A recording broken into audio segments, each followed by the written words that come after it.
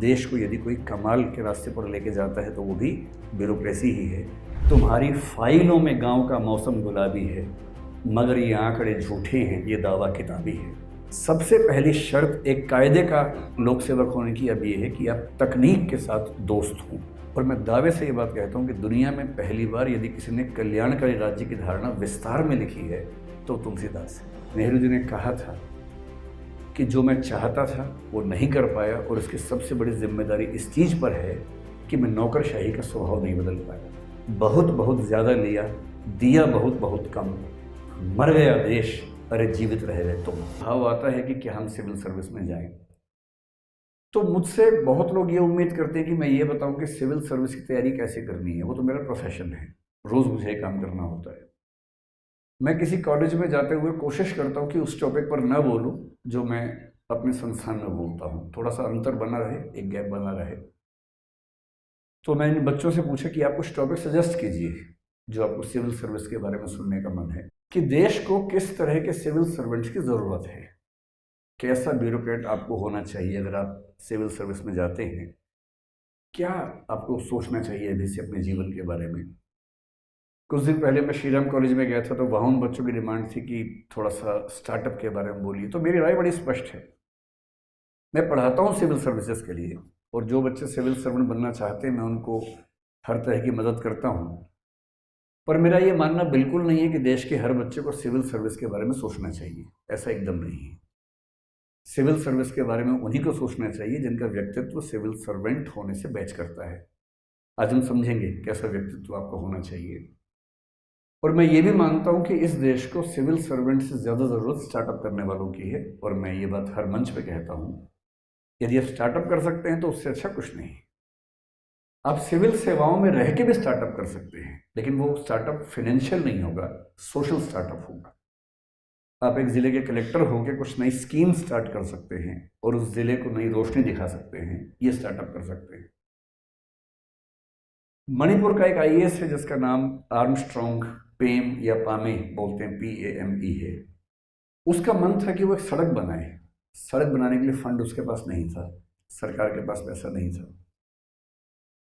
उसने बहुत कोशिश की, अंत में क्या किया, उसने जनता से, NGO से, वहाँ के ट्रस्ट से, वहाँ के समाज से निवेदन किया कि अगर ये एक सड़क बन जाएगी करीब 100 किलोमीटर की, तो इससे बहुत सारे लोगों की ज़िंदगी बेहद आसान हो जाएगी। क्योंकि वो बहुत ईमानदार अधिकारी था, क्योंकि लोगों पर उस पर अगाध विश्वास था, लोगों ने आगे बढ़कर उसकी मदद की, और 100 किलोमीटर की सड़क बिना सरकार की सहायता के एक IAS अधिकारी ने बनवा दी। तो हम क्यों माने कि स्टार्टअप केवल बिजनेस की दुनिया में ही होता है। आप कोई नया उद्यम, नया प्रयास सिविल सेवक होके भी कर सकते हैं, कलेक्टर होके भी कर सकते हैं। एक डॉक्टर हैं, डॉक्टर समित शर्मा, राजस्थान काडर के IAS ऑफिसर हैं। वो डॉक्टर थे, उनको लगता था कि देश का आम आदमी बहुत महंगी दवाइयाँ नहीं संभाल सकता, नहीं खरीद सकता, और बहुत सारे लोग सिर्फ इसलिए मर जाते हैं कि महंगी दवाइयाँ नहीं खरीद सकते। देश के हर व्यक्ति को सस्ती दवाई क्यों ना मिले। और जब उन्होंने इस मुहिम को अपने हाथ में लिया तो जेनरिक मेडिसिन के नाम से एक पूरी मुहिम चलाई, जिस मुहिम को बाद में सत्यमेव जयते आमिर खान के प्रोग्राम में दिखाया गया। और वो काफ़ी सफल रहे कि जो दवाई 1 रुपए की मिल सकती है, वो दवाई किसी ब्रांड का नाम आने से क्यों 15 रुपए की या 100 रुपए की मिले। और उन्होंने IAS की नौकरी में होते हुए एक स्टार्टअप किया। ऐसा स्टार्टअप तो हम भी कर सकते हैं, कोई भी कर सकता है। इसलिए आप IAS अगर बनना चाह रहे हैं, सिविल सर्वेंट बनना चाह रहे हैं या IPS बनना चाह रहे हैं, जो भी, सबसे पहले स्पष्ट होना चाहिए कि दरअसल आप क्यों ऐसा चाहते हैं, और क्या देश को सच में इसकी ज़रूरत है। आपके चाहने में और देश के चाहने में एक समानांतरता का भाव है, समन्वय का भाव है, या विरोध का भाव है। ब्यूरोक्रेसी क्या होती है, अगर यहां से बात शुरू करें। बहुत आश्चर्य की बात है कि ब्यूरोक्रेसी का संबंध केवल सिविल सेवाओं से नहीं होता है। ब्यूरोक्रेसी हर जगह होती है।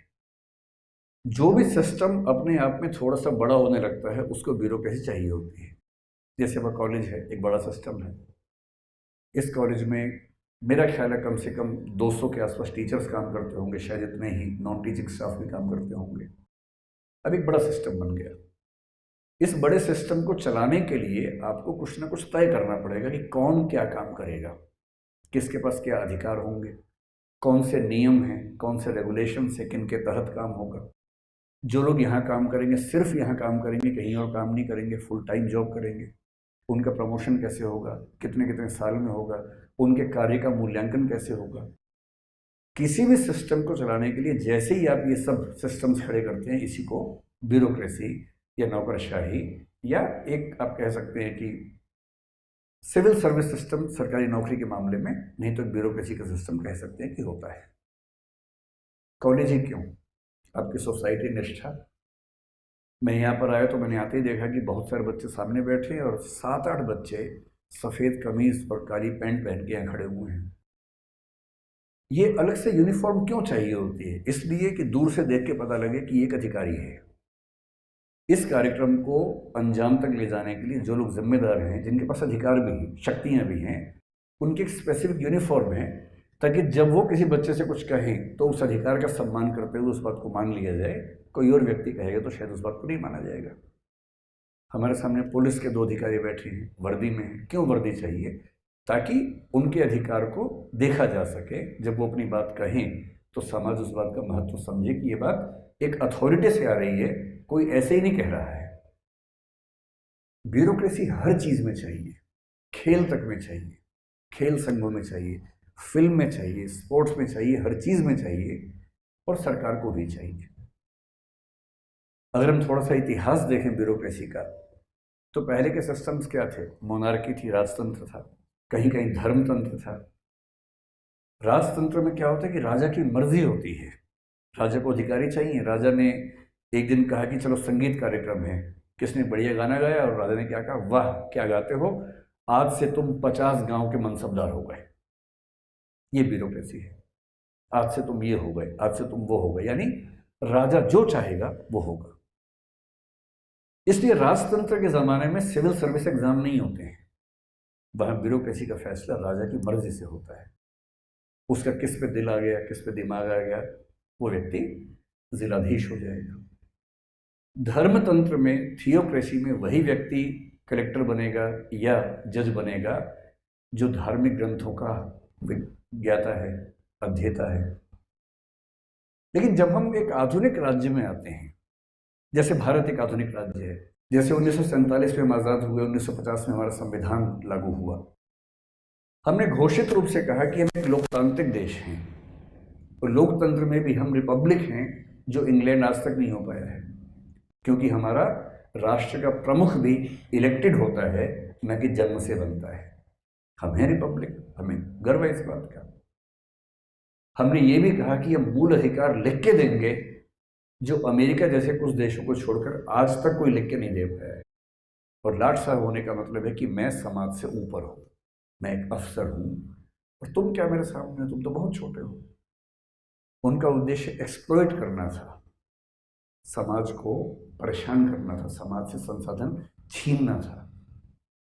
और इसलिए जब आप देखेंगे कि प्राचीन राजतंत्रों में या ब्रिटिश शासन के दौरान